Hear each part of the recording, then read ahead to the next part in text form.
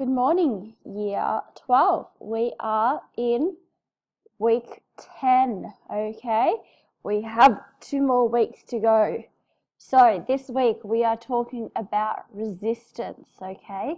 What is resistance? To put up a fight or to refuse to accept the way things are. And of course, different characters in both Stasiland and 1984 do resist the regimes under which they live. But as we discussed last week, the resistance of a lot of characters is quite different, especially because in Stasiland, at least, we would say that the initial rebellion, where the resistance stems from, for characters like Julia and Miriam, isn't so overt in comparison to Winston and Julia in 1984, who do overtly resist. They join the Brotherhood. They are seeking something different. They are dissatisfied with their life under the party, okay? So, you should have submitted your week 9 paragraph, and I'm a bit cranky with my class because not too many of them have submitted their week 9 paragraph, despite the fact you had a 3-day weekend, okay? You should have read both texts up to page 200 and annotated, and today, Monday, we're going to start reading and annotating extract 1 for week 10, and we're still going for that goal of at least having something written by Thursday so that we can work more on that peer review, so that we can share our work with each other and swap things a little bit. So today we'll discuss annotations, we'll organise ideas and plan for a paragraph.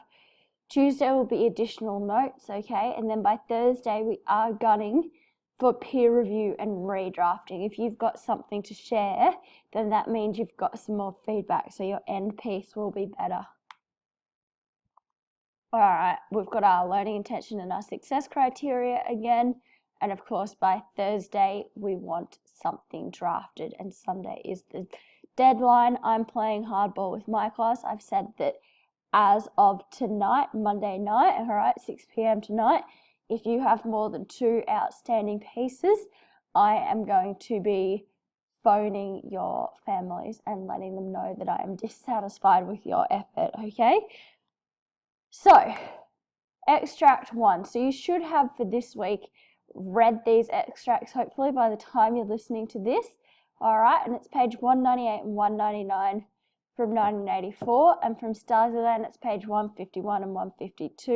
In 1984 it's focusing on Winston and Julia going to O'Brien's house and this sort of idea of the brotherhood and this really overt rebellion, and it's sort of now they can't go back. And in Stasiland it's Herr Christian. Remember, Herr Christian is the Stasi man that Anna meets, who used to dress up as a Westerner and who used to intercept people that were trying to escape into the West, okay? So what is resistance? Resistance is responding to a system that is contradictory, illogical, and harmful. And in class, I'm going to ask you to come up with your own examples of resistance, but here's what I was thinking of over the weekend. So the first act of resistance or rebellion in 1984, I think, is the diary or the journal entry when Winston writes down with his brother, and that's like when he knows he's definitely doomed. So that's the first definitive act. Then it becomes more overt because he starts that relationship with Julia, alright, page 128. As soon as I saw you, I knew you were against them. That's what Julia says to him.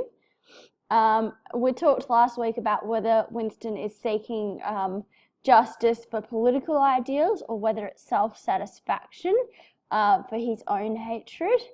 And he says anything that hinted at corruption always filled him with a wild hope, and he says that with reference to Julia saying that she'd slept with many men.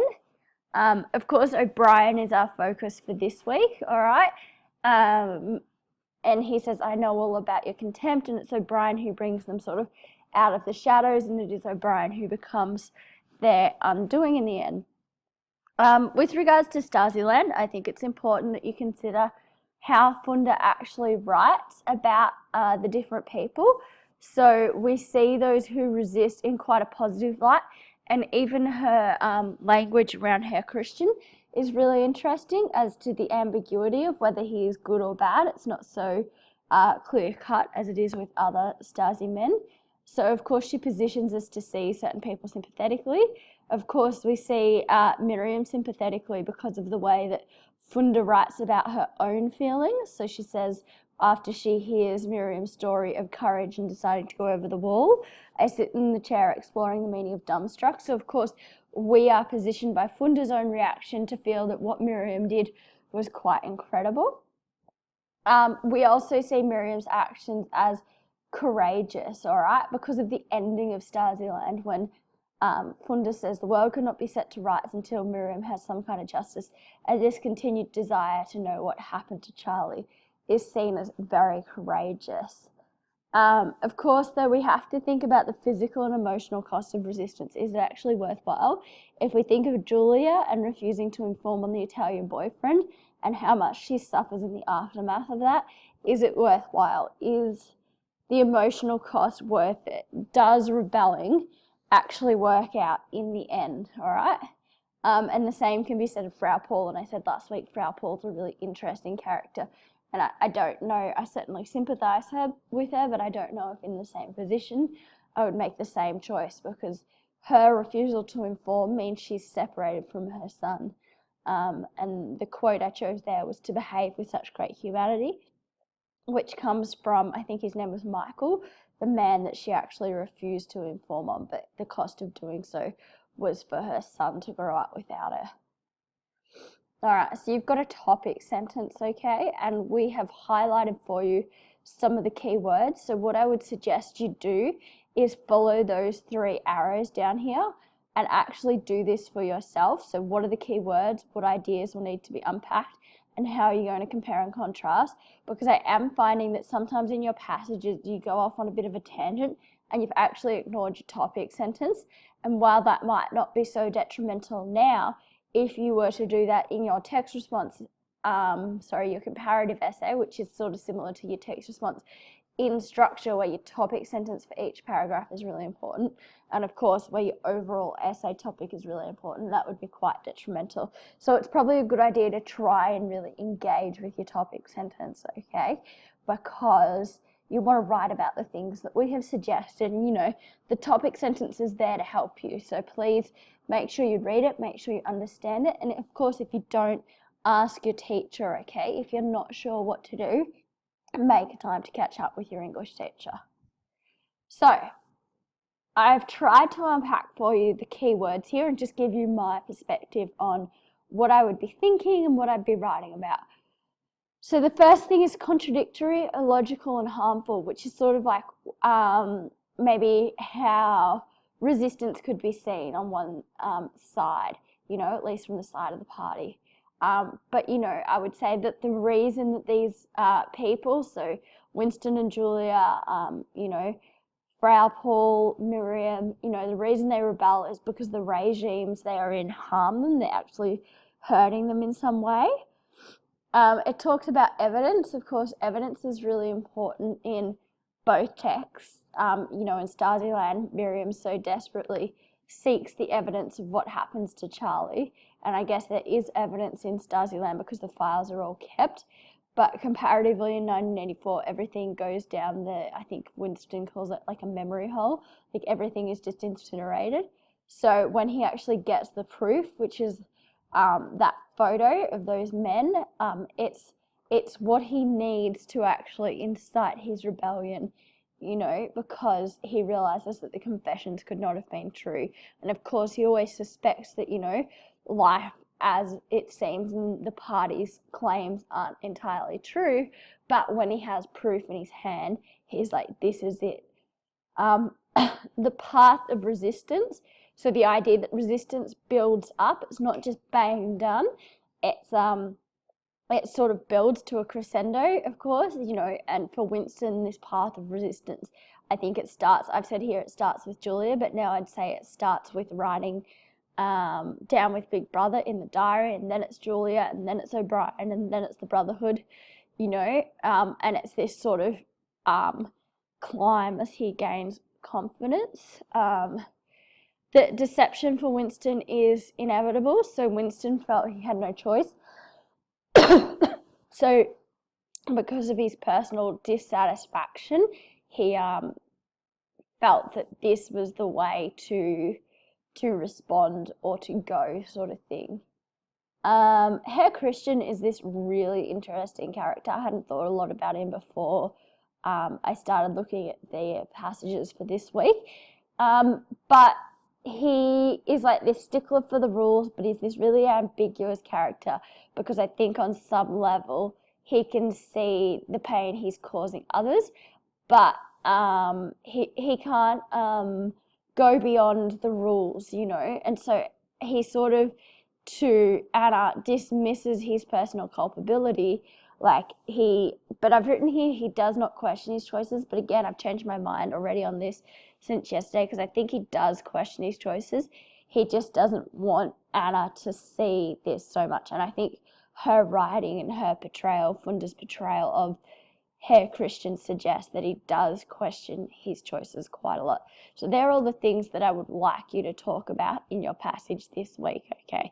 So if you do nothing else, have a look at this, and I think it'd be worthwhile for yourself actually writing this topic sentence out, maybe just on a blank piece of paper, and actually doing this for yourself, and maybe putting it in your own words or highlighting it yourself, because it's important that you can, of course, do this on your own, because this is what you have to do, of course, with an essay topic as well.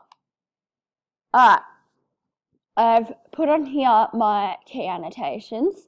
Again, we will go over these in class and we'll see if you guys can pull out more than me. Of course, 27 brains is far better than one brain, but here's what I've got so far. So the reference to the brotherhood, it's interesting that like this is the first thing in this passage and that this is one of the first things O'Brien talks about. The brotherhood is like this hope for Winston, like it's like a reward for everything he's done, that he's not the only one that feels this way. The tally screen, again, this idea of being monitored.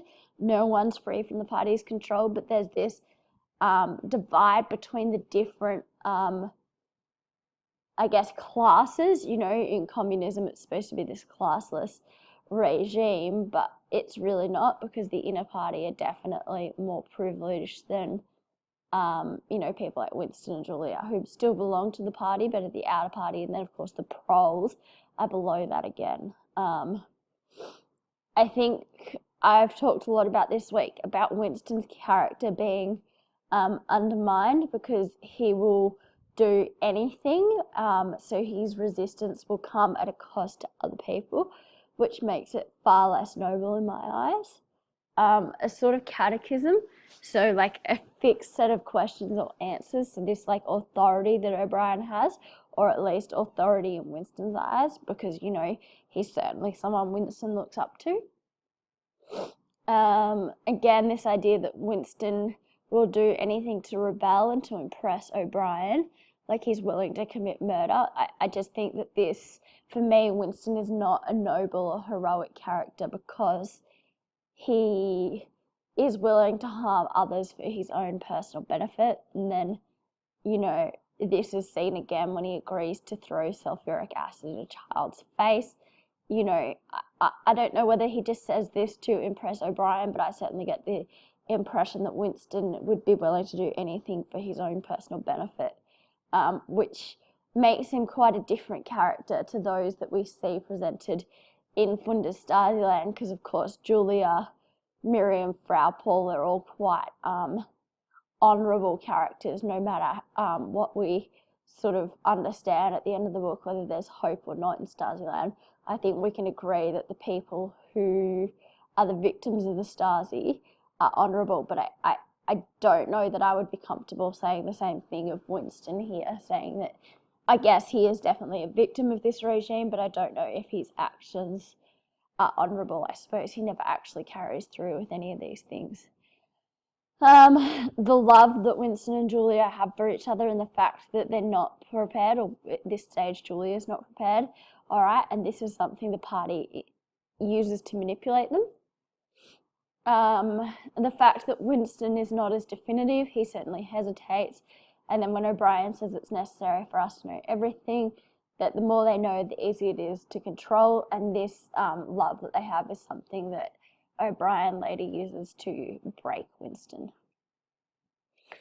Alright, so now we've moved on to Stasiland, and we're talking about Herr Christian, and we're talking about marriage work, and he says, I won't touch it. So again, I think that Funder's hinting at like his moral standards, but again, the reason he won't touch marriage work is because he'd sort of been burnt, for lack of a better word, by having an affair himself. So it's only because it affects him personally. He's quite critical of his friend who informs of him, but he's not critical of the GDR when it says overdeveloped sense of loyalty, which is really interesting. Again, that the GDR don't care about the morals. Anyone can have an affair. Everything must be reported. What they're annoyed about in this case is that it wasn't known, because it's a regime, I've said here, that's built on everyone knowing everything. And then the fear here, it's interesting. He's not at the top here, I said overdeveloped sense of loyalty. So he's sort of having a crack at his friend. But down the bottom, he never has a crack at the GDR, but he certainly says he fears the Stasi. He fears that something will happen to him, all right? Our language choices here with neat, sad forest, all right, the juxtaposition. It's odd that she would describe a natural landscape as being neat. The 2 stories of grey concrete, the descriptions of the surrounding, reinforcing the totalitarian nature. Again, I've come back to the idea of nostalgia here, this sense of longing. In my day, you know, whenever someone says back in my day, you know, that like that was like the good old times. And then I've said, when Herr Christian says we had an overview of everything that happened here, I said it was sort of like on miniature, just like the Stasi did with the entire GDR, but in this case it's just a petrol station. I didn't really pull anything from, you know, the recording and the civilians. Maybe you guys can pull something in class. Maybe you just need fresh set of eyes. But I thought that this role with Herr Christian's job was really interesting. This isn't a job that readers, or at least that I'm sympathetic to. I mean, he sort of stopped people from achieving their freedom. A business run by criminals. It seems like he's choosing to be deliberately blind about why people wanted to escape. And he says he saw terrible things, and that should say he can admit this, but he doesn't acknowledge the reasons. Like he says people drugged their children, but he can't seem to see why they were so desperate to leave the GDR.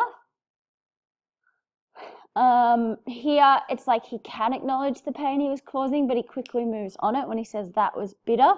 I'm a sensitive man, but I was a stickler for the law. And then this was interesting. I've been brought up to think from my earliest kindergarten days, the role of propaganda, that is it really even possible for these people to resist when they've been, you know, brainwashed or had such propaganda, you know, reinforced to them for so long. And then it finishes with that was the law, which is such a black and white view of things, such a interesting way to just bang, that was the law, no questions asked. So this is your prompt: how do Orwell and Funder explore resistance to the totalitarian regimes in 1984 in Stasiland. I've only done a really brief plan this week rather than a detailed one, because I think you guys should be competent enough now to write on your own. If you're not, then maybe sit down with your teacher and write out a bit more of a plan, okay? But really, we're now in week 10, it should be time for you to write pretty competently. I'm finding my class is still struggling with the annotations, coming up with the annotations. They do well when together, but alone. But I think that you are writing well, and just trust your instincts, okay? So I've just put 3 dot points here of what you can talk about, and of course we will make these slides accessible to you after class today, okay? But for class today, what's really important is that you are thinking critically, that you're doing your annotations, and of course please try and be proactive with your due dates and your deadlines. So it's time to write your paragraph. So please remember that you have a Google Doc to use as a template. I really prefer it on Google Docs. It's just much easier for me to edit and to comment on, and I also like having these little this little criteria sheet down the bottom so that I can give you some feedback. Okay, please, I don't want pages or Word. I would really like it if you could submit it via Google Docs. Okay, that is much easier for all your teachers. Okay, and it would be best if they were all on the one document as well. Okay, and if you need some extension, look at the other passages that are available for this week. But don't forget as well that you need to have your book annotated, that there's all those videos, etc., and that you might also want to consider looking at some of the prezzies, etc., okay? If you could have some work done by Thursday for week 10, all right, so we could do some peer review, that would be amazing. Thank you, Year 12.